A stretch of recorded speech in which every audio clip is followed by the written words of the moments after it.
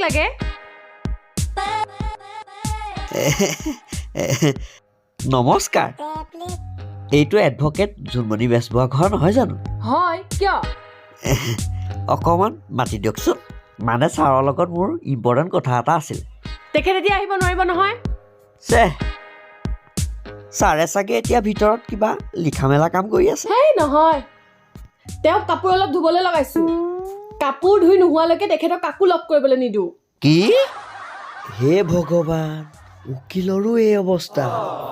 অ' hello' কি ভাবি আছা নাই বাইদেউ